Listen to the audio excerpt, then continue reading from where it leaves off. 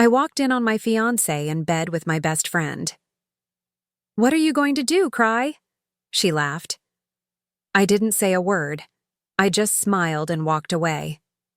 This morning, my phone blew up with missed calls from both of them. I'm still in disbelief as I type this. My hands aren't shaking from sadness, though. It's pure fury. This all happened just yesterday, and my phone hasn't stopped ringing since sunrise. For context, I'm Noah, 32. Until yesterday, I was engaged to Christen. We were together for 3 years, engaged for 6 months. My best friend Brian, 31, was supposed to be my best man, was being the key word. Looking back, there were warning signs. Small things that didn't sit right, but I brushed them off. About 4 months ago, Christen started hitting the gym more. Often. Nothing wrong with that, except Brian was her trainer. He'd been my best friend since high school, so I never doubted him. Huge mistake. Christen started coming home later and always had a reason. Client meetings, traffic, whatever. Her phone was always face down. She'd get late-night texts and smile at the screen, but if I came close, she'd quickly lock it. You know how that goes. When I questioned it, she turned it around on me. "Why are you so controlling? Don't you trust me? You're so insecure." Yesterday, I was supposed to be at a site visit until 6 p.m., but the meeting ended early. I picked up her favorite takeout, planning to surprise her. Instead, I got the surprise. I knew something was off the moment I saw Brian's truck in our driveway. He was supposed to be working. I stood there, holding that damn takeout bag, staring at his plates, hoping they belonged to someone else. I unlocked the door quietly. Upstairs, I heard sounds, the kind that make everything else fade out, like in movies when all you hear is your heartbeat. That was me, blood roaring in my ears. I pushed the bedroom door open. There they were, in our bed, the one we picked. Out together, where we planned our life and kids. Christen saw me first. She didn't look scared or guilty. She actually smirked and said, "What are you going to do, cry?" Brian jumped up, scrambling for words. "Bro, I can explain." I cut him off. "Don't call me bro." My voice was calm, eerily calm. Christen clutched a sheet around her and said, "Say something. Go ahead. Break down." I just pulled out my phone and took a few photos. Too late to hide anything. "Thanks for making this easy," I said and turned to leave. Behind me, Christen screamed, "That's it? You're just walking away? Coward?" I paused in the doorway and replied, "No, I'm just getting started." I stayed in a motel that night. When I woke up, 47 missed calls from Christen, 23 from Brian. Dozens of texts, pleading, threatening, begging. Brian's wife Judith was blowing up my phone too. What they don't know is that I've been collecting proof for weeks. Christen forgot to log out of our shared iPad. Rookie move. I have every message, every plan to meet, every lie. Christen's probably figuring out now why her cards aren't working. Our joint accounts? I moved my half yesterday. Left the engagement ring on the kitchen table with a note. Hope he's worth it. Their phones haven't stopped calling me, but I'm done talking. I'm not crying, not yelling. I'm planning. And this is just the beginning. More updates to come. I've got a feeling the next few days are going to be real interesting. Edit. Holy crap, this blew up. Thanks for all the support. To answer some questions, yes, Judith knows. I sent her everything. No, I'm not letting this go.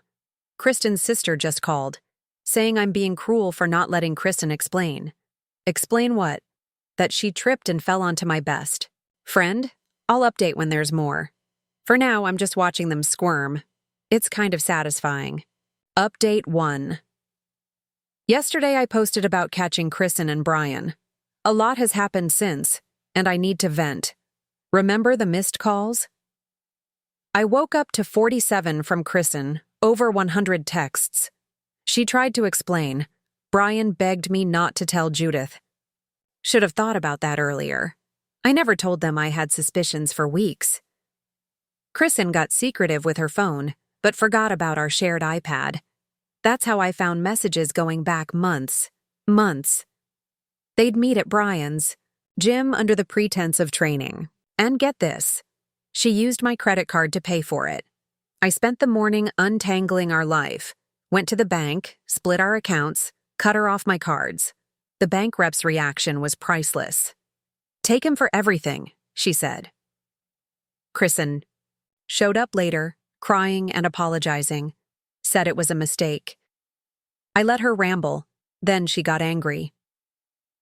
"You're throwing away 3 years over one mistake?" I told her. "Funny, I was coming home early to surprise you. Had dinner plans and everything." She turned pale when I mentioned the iPad, said I violated her privacy. I laughed. Privacy? Like the privacy of our bed? Then Brian showed up. Perfect timing. Tried to act calm, said we should talk like men.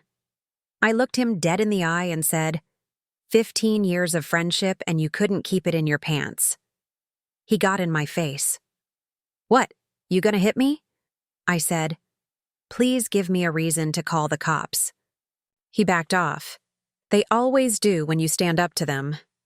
Meanwhile, I'd been busy. I had receipts, literally. Gym session bills, texts, photos. Judith deserved to know. I sent her everything. Within an hour, Brian's phone was blowing up. "Guess he's sleeping on someone's couch tonight." Christen's spinning her story to our friends, saying I'm overreacting. But screenshots don't lie. Amazing how quickly people pick sides when the truth is right there. The wedding venue called about the final payment. I told them the wedding was off. And why. The coordinator was understanding, even refunded our deposit. "Better now than after the wedding," she said. "I've moved in with my brother, changed all my passwords, canceled and reissued my cards. Christen keeps texting from random numbers. 1 minute she's crying, the next she's threatening. Brian's messages are all about how I'm ruining his marriage. Dude, you did that yourself. Weirdest thing? I feel calm. Maybe it's shock.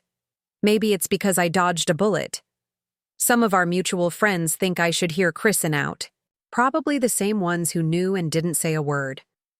Tonight, I'm meeting up with Judith. She wants to compare notes, figure out how long this has been going on. Should be an interesting conversation. But what they don't know is, I've got more evidence, a lot more, and I'm just getting started. To the people asking if I'm okay, yeah, I'm better than okay. Sometimes the trash takes itself out. I wasn't planning on posting again, but things escalated in ways I didn't expect. Thanks for the support on my earlier posts. Quick recap. I caught my fiancée Christen in bed with my best friend Brian. She laughed in my face. I didn't yell. I just walked away and spent the last 2 weeks quietly tearing their lives apart. Here's what's happened since. Remember how Christen needed a reference from me for that big client?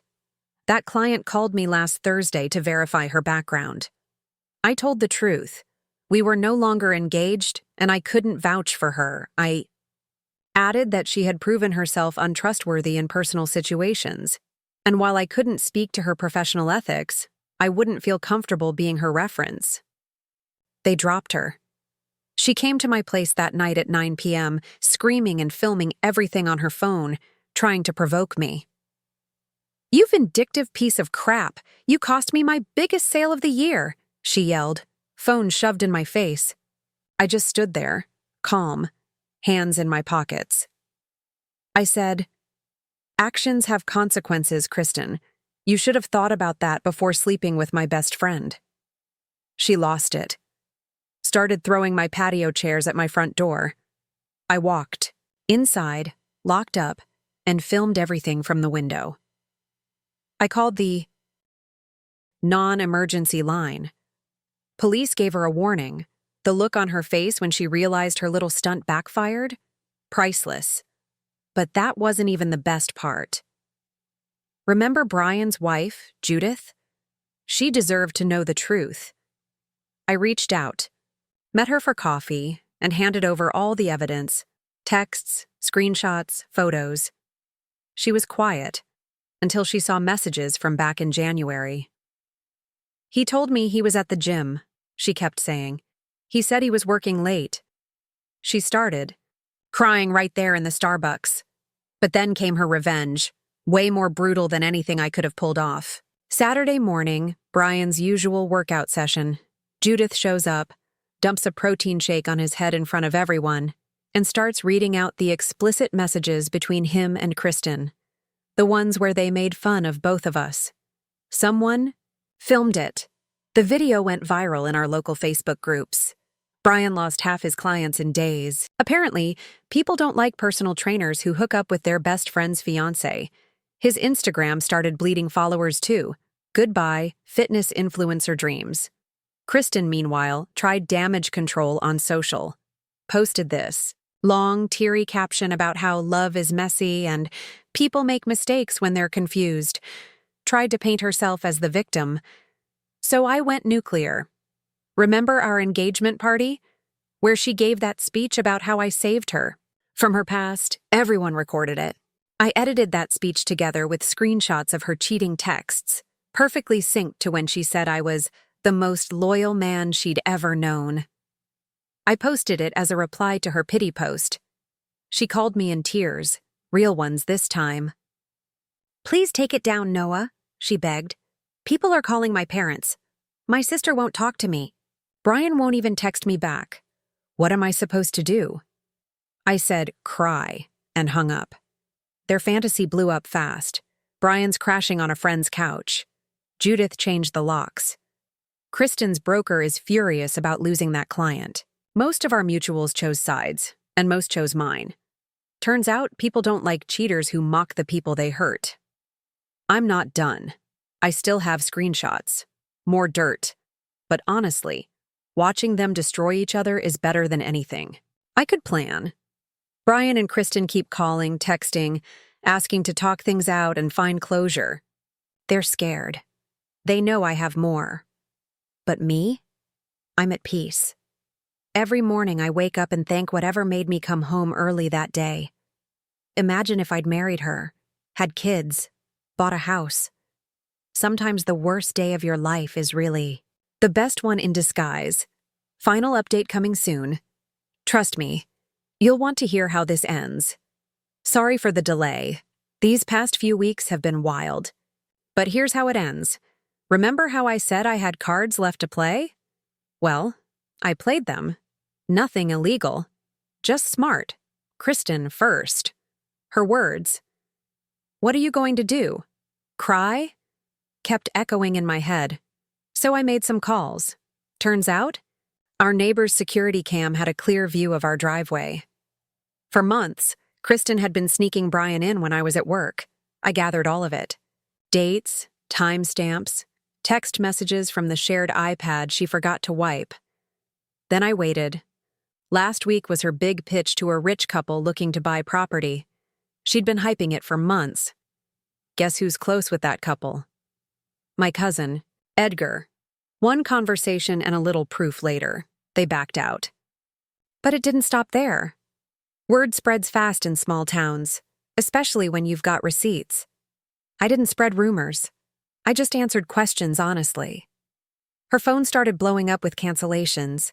Clients don't like agents who sleep with their clients' spouses. Yes, Brian had trained some of them. Speaking of Brian, Judith was already suspicious. I gave her the rest of the proof. She didn't just confront him, she unleashed hell. Kicked him out, threw his stuff on the lawn, changed the locks. She also works at the same gym where he trains.